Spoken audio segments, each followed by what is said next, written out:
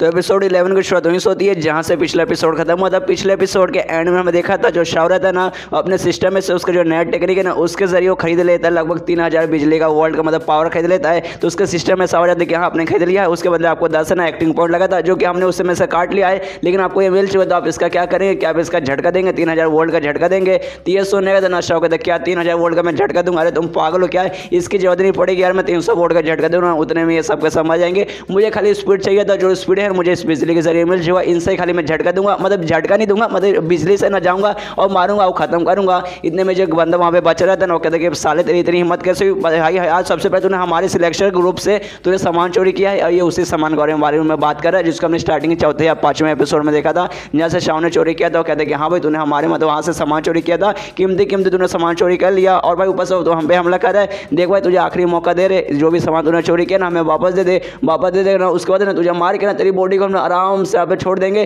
तेरी बॉडी को कुछ भी नहीं करेंगे, लेकिन तू नहीं देगा, तेरे मारने का तेरे बॉडी के टुकड़े टुकड़े टुकड़े करके कुत्ते और चिल का खिला दिया जाएगा। ये सुनने वाला शाओ बोलता क्या बस सच में भाई अभी भी तुम लोग मुझे धमकी दे रहे हो, मैं बस तुम्हारे बंदे को मार ऊपर से मुझे मारने की धमकी दे रहे हो। भाई ऐसा नहीं कि भाई यहाँ से डर के भाग जाना चाहिए, ऊपर से मुझे धमकी दे रहे हो, कोई बात नहीं कुछ नहीं भाई, मैं तुम्हें भगवान के पास पहुँचाता हूँ, और अपना पूरा स्पीड बढ़ाता है, स्पीड से जाता है, एक ही उसी बंदे पे 3-4 ऐसा अटैक करता है एक ही सेकंड के अंदर, और वो बंदा भी वहीं पे मर जाता है। और फिर से शाओ को उसका नाम मालूम चलता है, कौन से लेवल पे था वो मालूम चलता है, और प्लस उसको मारने के ढेर सारे एक्सपीरियंस मिल जाते हैं। यहाँ पे शाओ भी देखते हैं कि हाँ भाई ये बंदा मारा जा चुका है, जितने बंदे सबके सब मारे जा चुके, लेकिन एक मास्टर जिसको हमने पिछले चैप्टर में देखा था जो कि वहाँ से भाग रहा था। तो शाओ देखते कि हाँ भाई खाली वही एक जिंदा लेकिन वो भी भाग रहा है, लेकिन टेंशन मत लो यार, मेरे पास लाइटिंग स्पीड आ चुकी है, उस स्पीड से जाऊँगा उसके ऐसे खड़े खड़े कर दूंगा, और लाइटिंग स्पीड से उसके पास जाता है, और जो मास्टर आराम से भागे जा रहा है तभी उसको झटका लगता है, मालूम चलता जो शाओ है ना उसके पास आ गया है, और अपना हाथ है ना उसके पेट के एकदम आर पार कर दिया है, और उसका भी मतलब वहीं पर जान निकाल लेता है। और मरने से पहले ना वो कहते हैं प्लीज़ मुझे माफ़ कर दो। और ये सुनने वाला शाओ बोलते क्या भाई मुझसे माफ़ी मांग रहा है, भाई मुझसे माफ़ी मांग के क्या हुआ, तूने जो गाँव वाले को मतलब मारा है ना, तुझे उससे माफ़ी मांगना चाहिए। लेकिन उतने में ना मास्टर है ना वहीं पे मर जाता है, मतलब वहीं पे मर जाता है, मतलब वहीं पे ही मर जाता है। और उसको मारने के बाद ना ये भी वापस नीचे लौट आता है, मतलब नीचे वो भी हवा में मार रहा था, और लाइटिंग के बाद ना उसके पास है ना हवा में से उड़ने की भी पावर आई थी, तो ये भी नीचे आ जाता है। नीचे ना उस समय फिर बारिश का मौसम आ जाता है, मतलब बारिश अचानक से चलने लगती है, मालूम नहीं गाइस क्लाइमैक्स आता है, फिर क्लाइमैक्स एंड होता है, अचानक से कहाँ से बारिश आ जाती है, मौसम वगैरह भी ठीक रहता है, लेकिन एंड में बारिश आना जरूरी है क्या। जैसे नीचे आता है शाओ और बाकी जो गाँव वाले सब वहीं पर रहते हैं, और जैसे सामने आता है शाओ उसके पास जाती है, उससे पूछते तुम ठीक हो ना, तुम्हें चोट नहीं लगा। लेकिन जो शाओ है ना सबसे पहले उन बॉडी की तरफ देखता है, वो लाश की तरफ देखता है, जो गाँव वालों की लाश है जिसको इमोटस ने मारा था, और उसको बहुत ज़्यादा बुरा लगता है। उन्हीं लाश के बीच में ना जो मुखिया था ना, मुखिया का विलास था, वो हमने देखा था 2 एपिसोड पहले, सबसे पहले ना इमोटस ने मुखिया को ही मारा था, तो उसको बहुत बुरा लगता है, अपने घुटने पे मतलब बैठ जाता है, और कहता है उन सालों ने सबसे पहले मुखिया जी को मारा, और गाँव के काफ़ी सारे बंदे को मारा, और सबके सब मेरे कारण ही हो रहा है, सबके सब ना मेरे पीछे एकदम मुझे मारने आते हैं, लेकिन मेरे बचाने के चक्कर में गाँव के इतने सारे लोग मारे जा चुके हैं। लेकिन आज से मैं कसम खा के कहता हूँ कि जो गाँव है ना, गाँव की मैं प्रोटेक्शन करूँगा ना, किसी को कुछ भी नहीं होने दूंगा, और आज के बाद ना एक भी गाँव वाले का मौत नहीं होगा, और आप लोग की आत्मा को शांति मिले, यही मेरी प्रार्थना है। उतने में ना एक बंदा पीछे आता है, मतलब शाओ के पीछे आता है, उसे उठाता है, कहता नहीं भाई टेंशन कोई ज़्यादा नहीं है, तेरे कारण ही ऐसा नहीं हो रहा, अगर तू ना रहता तो भाई वो शायद हमारे पूरे गाँव को खत्म कर देते, पूरे गाँव के सारे बंदे को मार डालता, लेकिन भाई तूने हमारे ढेर सारे बंदे को बचा लिया। इसके बाद शाओ भी कहती कि हाँ तुम्हें टेंशन कोई जरूरत नहीं, ये सब तुम्हारे कारण नहीं हो रहा, और जो इमोटस बंदे ना वो ऐसी है, उनको है ना हम ज़्यादा खाना वगैरह टाइम टू टाइम देंगे ना, वो लोग हमें छोड़ देंगे, लेकिन भाई टाइम टू टाइम है ना अपना मतलब लगान हम लोग ना भरेंगे, तो लोग भाई ऐसे ही करेंगे, हमारे बंदे को आएंगे और बहुत ज़्यादा गुस्सा आ जाएगा, तो आने के बाद पूरा गाँव को ही तबाह कर देंगे। मतलब इसमें तुम्हारा कुछ वैसा गड़बड़ नहीं है, आज नहीं तो कल वो लोग आते और हमारे सारे गाँव के बंदे को मार डालते। इनफैक्ट देखा जाए तो तुमने हमारे सारे गाँव के बंदे को बचा लिया, तो इसमें तुम्हें टेंशन की कोई जरूरत नहीं है। ये सुना था शाओ बोलते कि नहीं भाई टेंशन की जरूरत नहीं, लेकिन भाई इसमें सच में मेरी भी गलती है, लेकिन अब मैं कसम खा लिया कि कुछ भी हो जाए इस गाँव को मैं प्रोटेक्शन करूँगा, और आगे चल के ना अपने गाँव वाले को एक बंदे को भी मरने नहीं दूंगा। और ये मैं सच में कसम खा के कह रहा हूँ, सच में भगवान कसम खा के कह रहा हूँ, अम्मा कसम खा के कह रहा हूँ। और यहाँ पे जो शाओ रहता है उनसे बहुत अच्छी फीलिंग होने लगती है, बहुत अच्छी फीलिंग होने लगती है कि भाई उसने खाली लोगों को मारा नहीं है,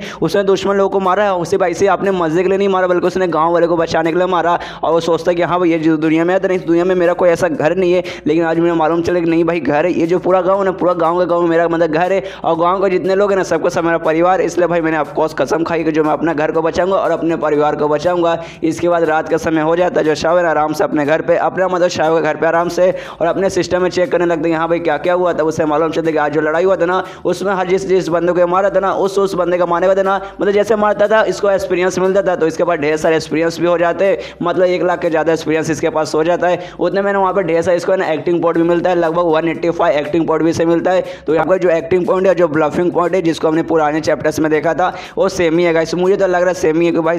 खाली जो ट्रांसलेटर है ना वो खाली नाम चेंज कर देता है, क्योंकि यहाँ पे ये कहता है कि हाँ भाई ये जो एक्टिंग पॉइंट है ना इसके जरिए मैं कोई भी स्किल खरीद सकता हूँ। और पिछले हमने देखा था जो ब्लफिंग पॉइंट था ना उसके जरिए वो स्किल वगैरह खरीदा था। मतलब ये दोनों सेम ही है फिलहाल का, ऐसा समझिए कि दोनों सेम ही है, एक्टिंग पॉइंट और ब्लफिंग पॉइंट। लेकिन उसके दिमाग में हाँ भाई सच में भाई खरीदूँ क्या नहीं खरीदूँ, हाँ खरीद सकता हूँ मेरे पास ये पॉइंट, लेकिन सर मुझे गाँव का प्रोटेक्शन करे ना, गाँव का टेंशन हो रहा है, तो भाई इसके जरिए कोई भी स्किल खरीद कर मैं मतलब किसी तरीके से ना वो सिखा सकूँ, गाँव वाले को सिखा सकूँ और गाँव को जो भी बंदे सबको मैं कल्टिवेटर बना सकूँ, उनको स्ट्रॉन्ग बना सकूँ, ताकि पूरे गाँव वाले ना अपने खुद की प्रोटेक्शन कर ले। लेकिन तभी उसके दिमाग में भाई ऐसे कैसे भाई, मतलब पूरा गाँव ना छोटा सा गाँव नहीं बहुत बड़ा गाँव है, मैं ऐसे कैसे भाई सबको स्ट्रॉन्गर बनाऊंगा, उसमें बहुत ज़्यादा टाइम लग जाएगा। और फिलहाल कर मुझे लगता है भाई अभी के लिए पॉसिबल, इसलिए भाई अभी के लिए मैं कोई दूसरा तरीका ढूंढता हूँ जिसके जरिए मैं पूरा गाँव को प्रोटेक्शन कर सकूँ। और तभी ना वो अपना सिस्टम में देखते तभी ना स्पेल बाय करने का ऑप्शन आता है। और यहाँ पे स्पेल से ना कोई भी मंत्र नहीं है, यहाँ पे किसी मंत्र की बात नहीं कर रहे हैं, यहाँ पे स्पेल है ना रिचुअल से किया जाता है। गाइस आपने मूवी वगैरह वेब सीरीज वगैरह में देखा होगा कैसे मतलब हड्डी रखा जाता है, फिर नींबू रखा जाता है, इसी टाइप का स्पेल मतलब इसी टाइप को कोई स्पेल यूज करके ना पूरे गाँव के प्रोटेक्शन के मतलब वहाँ पे सोच रहा है। और देखते हैं हाँ भाई मेरे सिस्टम में स्पेल बाय करने का भी ऑप्शन आ रहा है, तो भाई स्पेल करूंगा,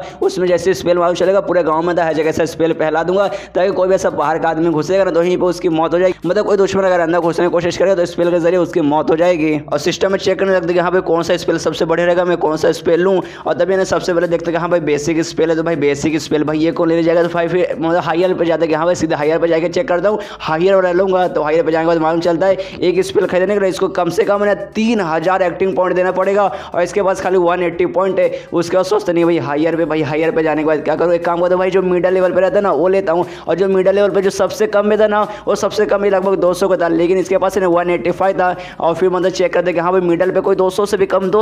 मिल जाए भाई, 185 के अंदर मिल जाए, लेकिन नहीं मिलता। फिर हार फिर के सोचते कि नहीं भाई जाता हूँ बेसिक लेवल पे जाता हूँ, जो सबसे नीचे लेवल पे ना वहीं पे देखता हूँ भाई वहाँ पे जो सबसे अच्छा मिलेगा ना वही खरीदूंगा। और चेक करने के बाद ना वहाँ पे 2 से काफ़ी अच्छा मिलता है, जिसमें सबसे पहले ना हवेली स्पेल करके स्पेल था, और एक ऐसा स्पेल था जिसके जरिए ना गाँव को प्रोटेक्शन कर सकता हूँ, अपने गाँव के आसपास ना पूरा स्पेल लगा देगा, जिसके जरिए कोई भी ऐसा दुश्मन घुसने की कोशिश करेगा ना तो जो स्पेल है ना वो सामने वाले बंदे का दिमाग एकदम कंफ्यूज कर देगा, उसके सामने अजीब अजीब सी चीज़ें दिखाएगा, डरावनी सी चीज़ें दिखाएगा, और आखिर में उसका दिमाग का पूरा भरोसा करके ना उसको मतलब पूरा कंफ्यूज करके ऐसा गाँव से दूर रखने की कोशिश करेगा। और जो दूसरा स्पेल था ना उसका नाम था 4 डायरेक्शन डिसोल्यूशन स्पेल, और स्पेल के जरिए खासियत ये थी कि इसका जो रेंज है ना बहुत ज़्यादा है, बहुत बड़े से बड़े गाँव का प्रोटेक्ट कर सकते हो ना, और इसका ना चारों डायरेक्शन में फैला देना, मतलब चारों डायरेक्शन पे ऐसा निशान छोड़ना है। ये स्पेल को आपको एक्टिवेट करना है, और जैसे एक्टिवेट करेंगे ना ये जो भी दुश्मन अगर घुसने की कोशिश करेगा ना तब उसके सामने ना डिवाइन एनर्जी या फिर डिवाइन आत्मा बोल सकते हैं 4 जानवरों का आएगा। वो एंशियंट जानवर जिसमें से एक व्हाइट टाइगर रहता है, एक ड्रैगन रहता है, एक कमाल का टर्टस रहता है और एक बर्ड रहता है, और उसकी प्रोटेक्शन करेगा, मतलब पूरे गाँव का प्रोटेक्शन करेगा, स्पेल का भी प्रोटेक्शन करेगा, और लगे पर जो भी दुश्मन है ना उसे मारने का काम करेगा। तो यहाँ पे जो शाव रहता है दोनों स्पेल को देखता है, पैरेलल सोचती है यहाँ पे जो हेवनली स्पेल है थोड़ा सा नाजुक है, जैसे आराम से मारने वाला है और ये थोड़ा सा सस्ता भी है, तो भाई इसको भाई नहीं लूंगा। और जो दूसरा कमाल का भाई इसमें सच में 4 जानवरों का स्पीड आएगा, वो गाँव को प्रोटेक्ट करेगा, दुश्मन को भी मारेगा, मतलब बहुत ज़्यादा वायलेंट और बहुत ज़्यादा क्रूल है। और भाई मुझे वायलेंट और क्रूल चीज़ें ही पसंद है, इसलिए भाई मैं सेकंड वाला ही खरीदूंगा, और वो सेकंड वाला ही खरीदता है। और जो पहला वाला था ना उसका कीमत 65 है ना एक्टिव पॉइंट था, लेकिन जो सेकंड वाला था ना जिसको इसने खरीदा है ना उसका 80 पॉइंट था, मतलब ये पहले से महंगा भी था, पहले से ज़्यादा ये खास और पहले से ज़्यादा स्पेशल था, और खरीद लेता है खुश है कि भाई हाँ भाई मज़ा आ गया। वो जो दुश्मन है ना दुश्मन भाई मुझे आराम से लड़ना नहीं है, मुझे बहुत ज़्यादा वायलेंट और बहुत ज़्यादा क्रूल बन के उनसे लड़ना, इसलिए भाई यही मेरे लिए काम आएगा। और ये चैप्टर यहीं पे ख़त्म हो जाता है, तो मिलते हैं अगले किसी वीडियो में, जब तक ले बाय बाय।